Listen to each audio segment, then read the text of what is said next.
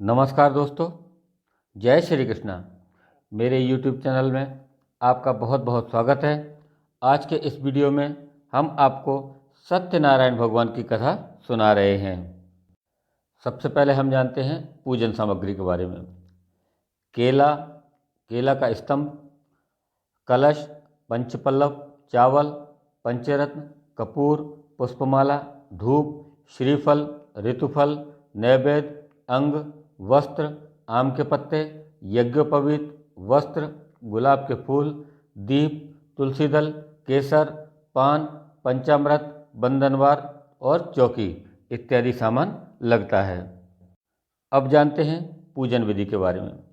श्री सत्यनारायण भगवान का व्रत करने वाला पूर्णिमा एवं संक्रांति के दिन संध्या के समय स्नान आदि कर्मों से निवृत्त होकर पूजा स्थल में आसन पर बैठकर श्रद्धापूर्वक श्री गणेश, वरुण, गौरी, विष्णु आदि सभी देवताओं का स्मरण कर पूजन करें तथा संकल्प ले कि मैं सदा श्री सत्यनारायण भगवान की पूजा तथा कथा श्रवण करूँगा। फूल हाथ में लेकर सत्यनारायण भगवान का ध्यान करें। यज्ञोपवीत, धूप, पुष्प, नैवेद्य आदि अर्पित करके प्रार्थना करें कि हे भगवान, मैंने श्रद्धापूर्वक फल, जल आदि समस्त सामग्री आपको अर्पण की है। हे प्रभु, आप इसे स्वीकार कीजिए। मेरा आपको बारंबार प्रणाम है। इसके पश्चात श्री सत्यनारायण भगवान की कथा पढ़ें अथवा श्रवण करें। श्री सत्यनारायण भगवान की कथा प्रारंभ। प्रथम अध्याय।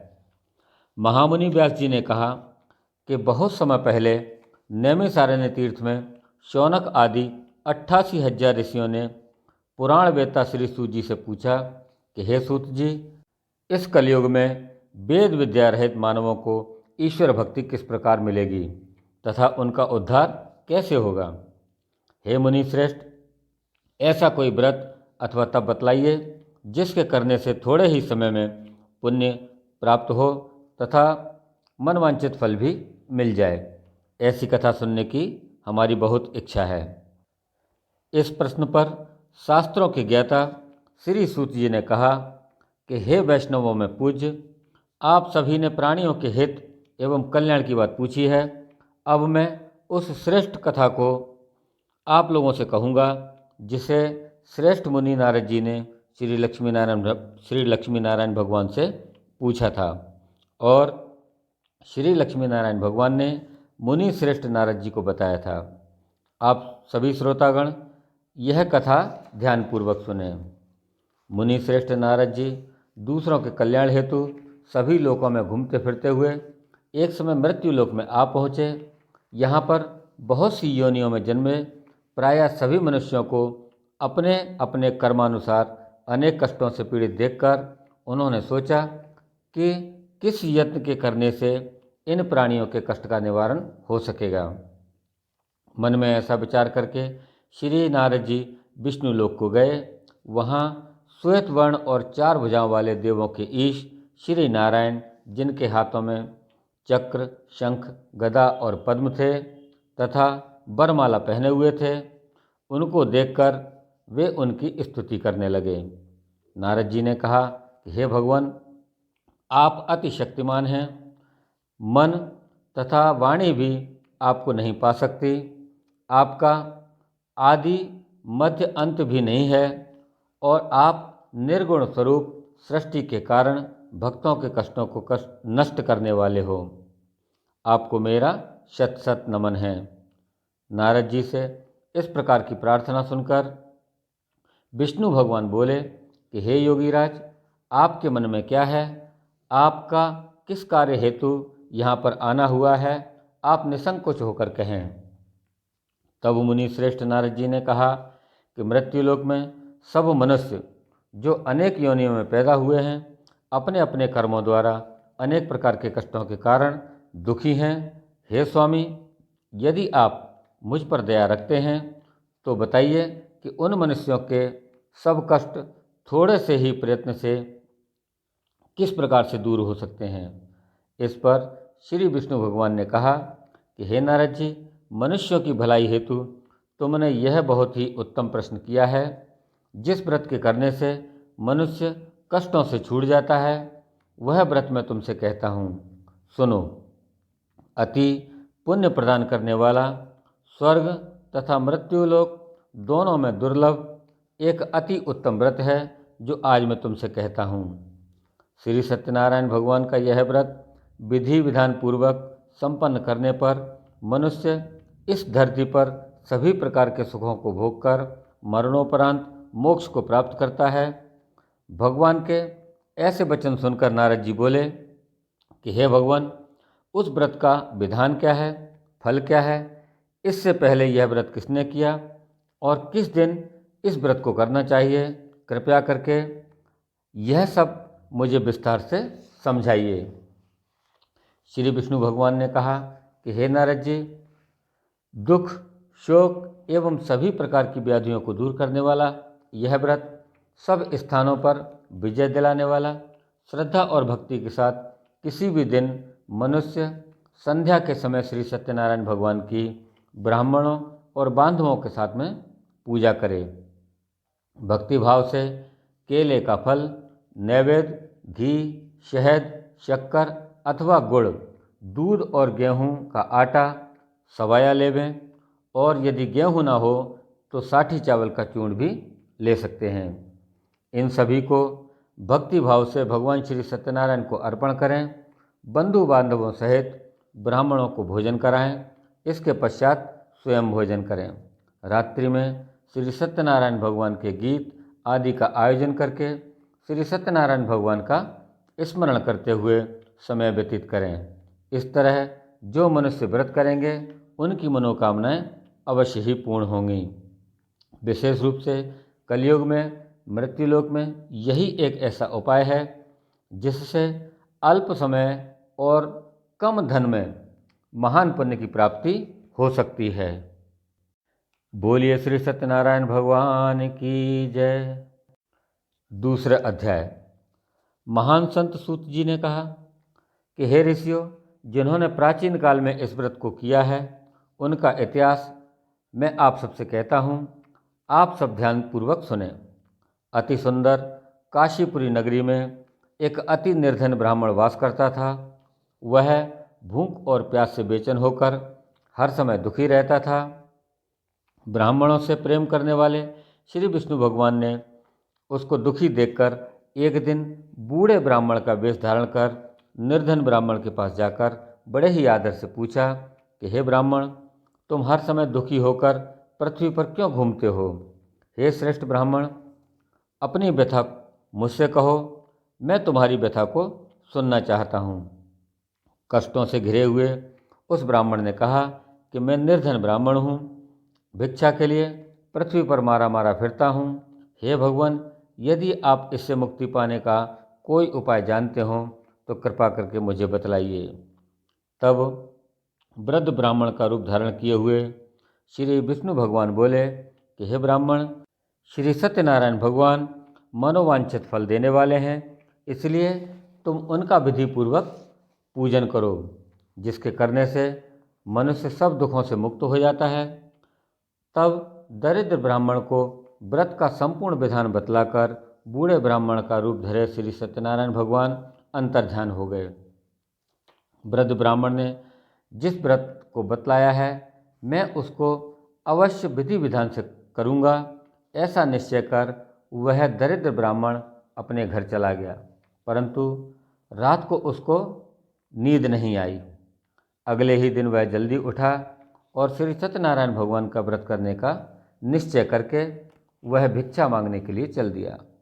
उस दिन उसको भिक्षा में अधिक धन मिला, जिससे उसने पूजा का सारा सामान खरीदा और घर आकर अपने बंधु बांधवों के साथ विधि पूर्वक भगवान श्री सत्यनारायण का व्रत किया। इसके करने से वह गरीब ब्राह्मण सब कष्टों से छूटकर अति धनवान हो गया। उस समय से वह ब्राह्मण हर मास व्रत करने लगा। सत्यनारायण भगवान के व्रत को जो शास्त्र विधि के अनुसार श्रद्धापूर्वक करेगा वह सब कष्टों से छूटकर मोक्ष को प्राप्त करेगा। जो भी मनुष्य श्री सत्यनारायण भगवान का व्रत करेगा वह सब कष्टों से छूट जाएगा। इस तरह नारद जी से श्री सत्यनारायण भगवान का कहा हुआ यह व्रत मैंने तुमसे कहा है। हे श्रेष्ठ ब्राह्मणों, अब आप और क्या सुनना चाहते हैं वह भी मुझसे कहें।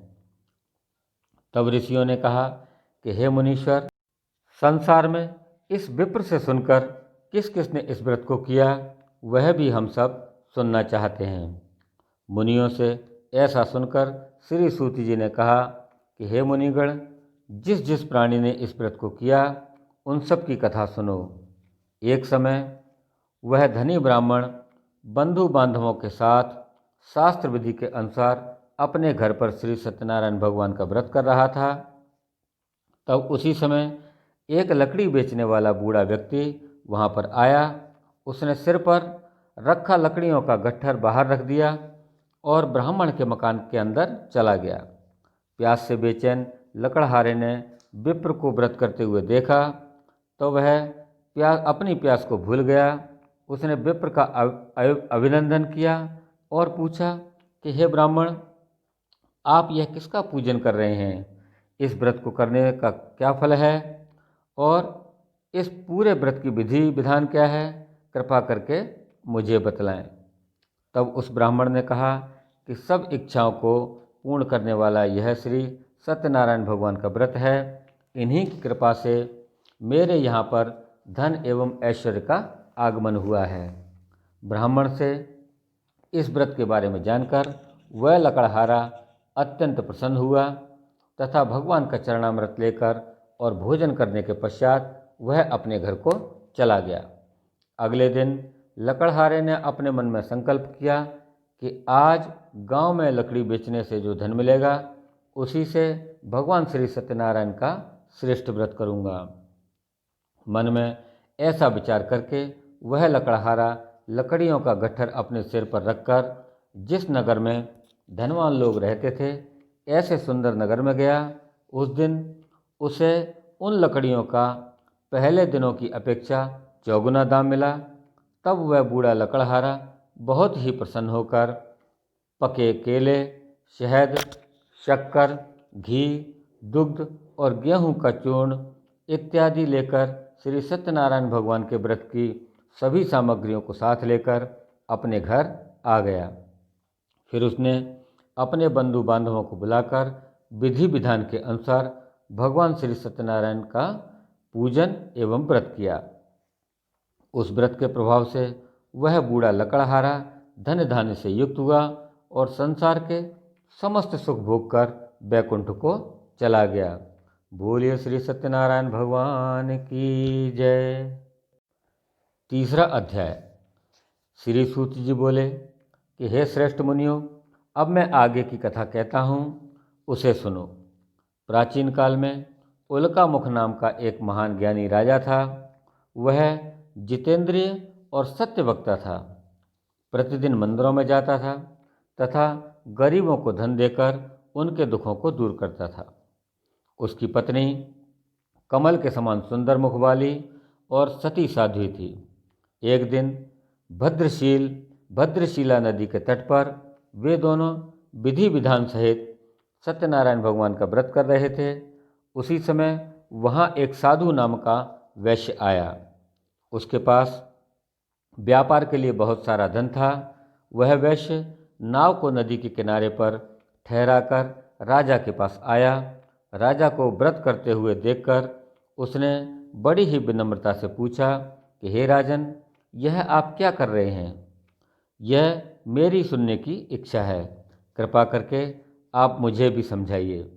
तब महाराज उल्का मुख ने कहा कि हे वैश्य, मैं अपने बंधु बांधवों के साथ पुत्र की प्राप्ति के लिए श्री सत्यनारायण भगवान का व्रत तथा पूजन कर रहा हूँ।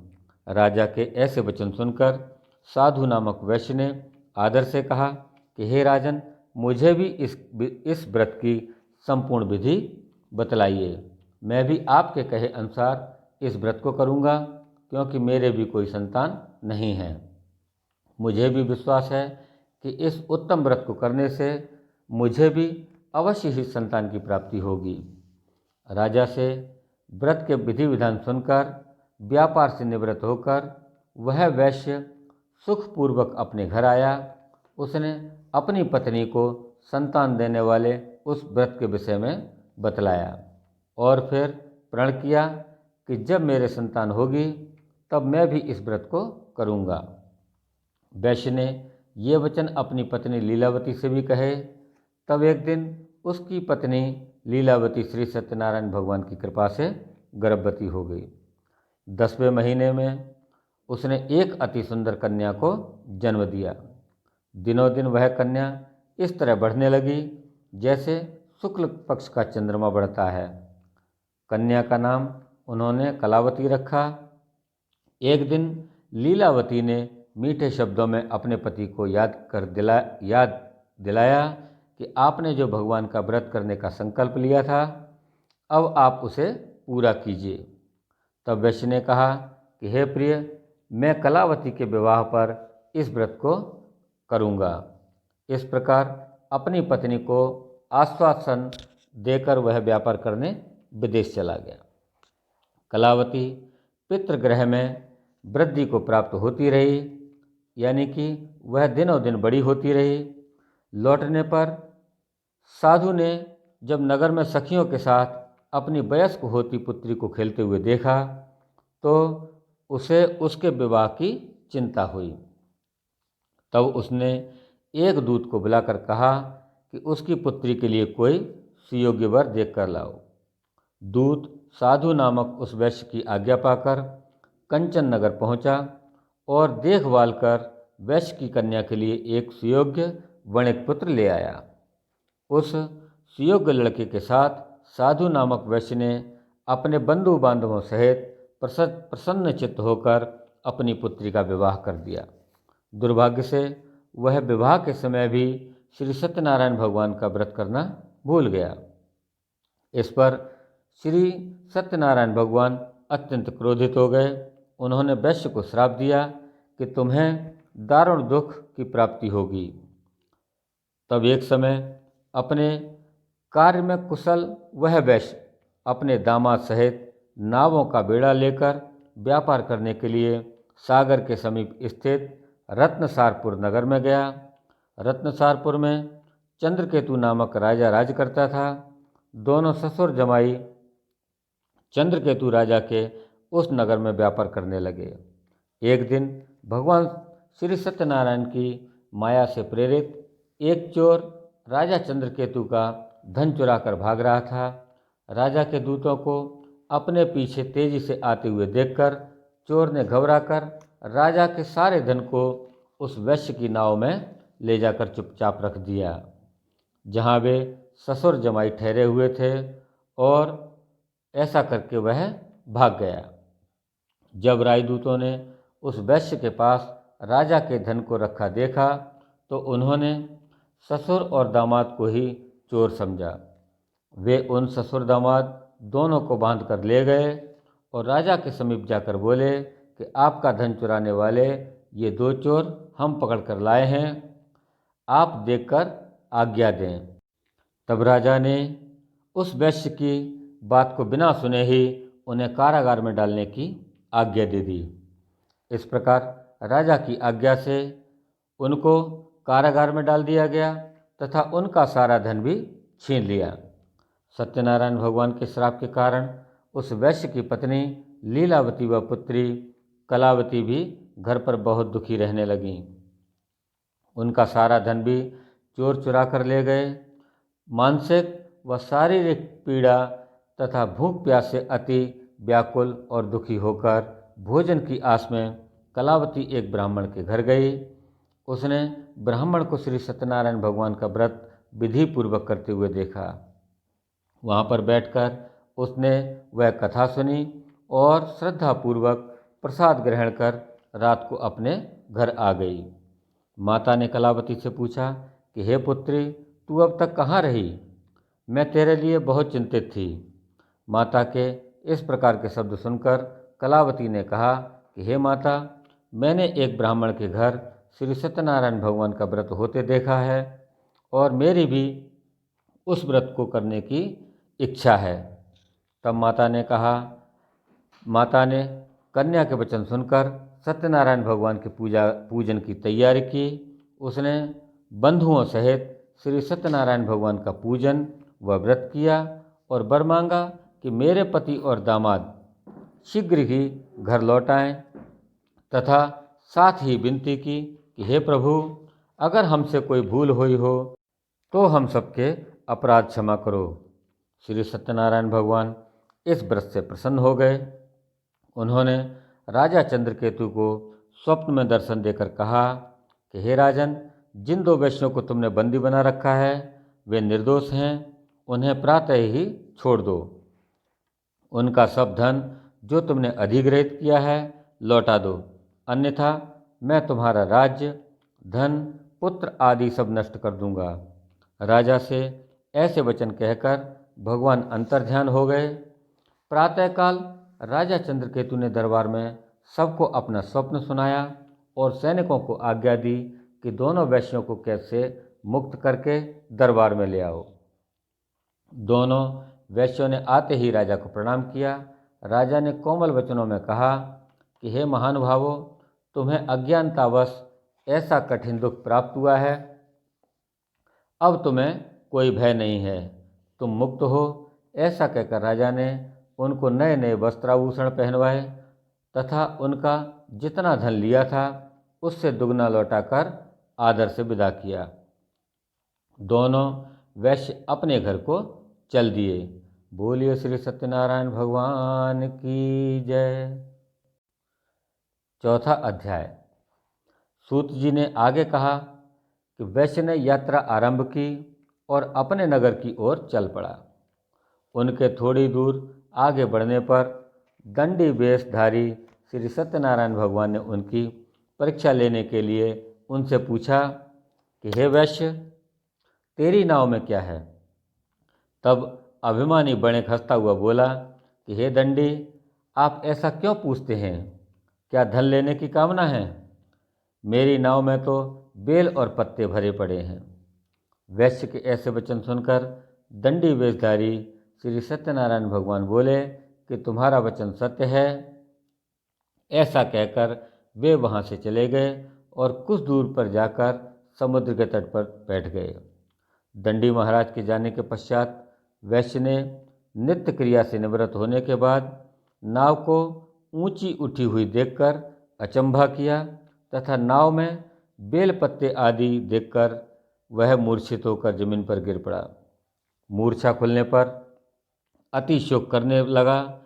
तब उसके दामाद ने कहा कि आप शोक ना करें, यह दंडी महाराज का श्राप है, अतः हमें उनकी शरण में ही चलना चाहिए, वही हमारे दुखों का अंत करेंगे। दामाद के ऐसे वचन सुनकर वह वैश्य दंडी भगवान के पास पहुंचा और अत्यंत भक्तिभाव से पश्चाताप करते हुए बोला कि मैंने जो आपसे असत्य वचन कहे थे उसके लिए मुझे क्षमा करें। ऐसा कहकर वह शोकातुर होकर रोने लगा। तब दंडी भगवान बोले कि हे वणिक पुत्र, मेरी आज्ञा से ही बार बार तुझे कष्ट प्राप्त हुआ है, तू मेरी पूजा से विमुख हुआ है। तब उस वैश्य ने कहा कि हे भगवान, आपकी माया को ब्रह्मा आदि देवता भी नहीं जान पाते, तब मैं मूर्ख भला कैसे जान सकता हूँ। अब आप प्रसन्न होइए, मैं अपनी क्षमता के अनुसार आपकी पूजा करूँगा। मेरी रक्षा कीजिए और मेरी नौका को पहले के समान धन से परिपूर्ण कर दीजिए। उसके भक्ति भाव से परिपूर्ण वचन सुनकर श्री सत्यनारायण भगवान प्रसन्न हो गए और उसकी इच्छा अनुसार वर देकर वे वहाँ से अंतर्ध्यान हो गए। तब ससुर व दामाद दोनों ने नाव पर आकर पाया कि नाव धन से परिपूर्ण है। फिर वह विधि विधान से भगवान श्री सत्यनारायण का पूजन करके साथियों सहित अपने नगर को चल दिया। जब वह अपने नगर के निकट पहुंचा तब उसने एक दूत को अपने घर भेजा। दूत ने साधु नामक वैश्य के घर जाकर उसकी पत्नी को नमस्कार किया और कहा कि आपके पति और जमाता इस नगर के समीप आ गए हैं। लीलावती और उसकी कन्या कलावती उस समय भगवान का पूजन कर रही थीं। दूत का वचन सुनकर साधु की पत्नी ने बड़े हर्ष के साथ सत्यनारायण भगवान का पूजन पूर्ण किया और अपनी पुत्री से कहा कि मैं अपने पति के दर्शन को जाती हूँ, तू पूजन पूर्ण करके शीघ्र आ जाना। परंतु कलावती पूजन एवं प्रसाद छोड़कर अपने पति के दर्शन के लिए चली गई। पूजन एवं प्रसाद की अवज्ञा के कारण भगवान सत्यनारायण रुष्ट हो गए और उन्होंने उसके पति को नाव सहित पानी में डुबो दिया। कलावती अपने पति को न पाकर रोती हुई जमीन पर गिर पड़ी। नौका को डूबा हुआ देखकर तथा कन्या को रोती हुई देखकर साधु नामक वैश्य द्रवित होकर बोला कि हे प्रभु, मुझसे या मेरे परिवार से अज्ञानतावश जो अपराध हुआ है उसे क्षमा करें। उसके ऐसे वचन सुनकर सत्यदेव भगवान प्रसन्न हो गए। फिर आकाशवाणी हुई कि हे वैश्य, तेरी पुत्री मेरा प्रसाद छोड़कर आई है, इसलिए इसका पति अदृश्य हुआ है। यदि वह घर जाकर प्रसाद ग्रहण कर वापस लौटे तो इसका पति इसे अवश्य मिलेगा। आकाशवाणी को सुनकर कलावती ने घर पहुंचकर प्रसाद ग्रहण किया और फिर आकर अपने पति को पूर्व रूप में पाकर वह अति प्रसन्न हुई तथा उसने अपने पति के दर्शन किए। तत्पश्चात साधु नामक वैश्य ने वहीं बंधु बांधवों सहित सत्यदेव का पूजन विधिपूर्वक किया और समय समय पर आगे भी व्रत पूजन करके कथा को सुनता रहा। अंत में वह इस लोक के सभी प्रकार के सुखों को भोगकर मोक्ष को प्राप्त हुआ। बोलिए श्री सत्यनारायण भगवान की जय। 5वां अध्याय। श्री सूत जी बोले कि हे ऋषिगण, मैं आगे और कथा कहता हूँ, आप सभी ध्यानपूर्वक इन्हें भी सुनो। सदा प्रजा के लिए चिंतित तुंगध्वज नाम का एक राजा था। उसने भगवान सत्यनारायण का प्रसाद त्याग कर बहुत कष्ट पाया। एक समय राजा वन में वन्य पशुओं को मारकर बड़ के वृक्ष के नीचे आया। वहाँ उसने ग्वालों को भक्तिभाव से बंधु बांधवों सहित श्री सत्यनारायण जी का पूजन करते देखा। परंतु राजा यह देखकर भी अभिमान के कारण ना तो वह वहाँ गया और ना ही सत्यदेव भगवान को नमस्कार किया। जब ग्वालों ने भगवान का प्रसाद उसके सामने रखा तो वह प्रसाद को त्याग कर अपने नगर की ओर चला गया। नगर में पहुंचकर उसने देखा कि उसका सारा राज्य नष्ट हो चुका है।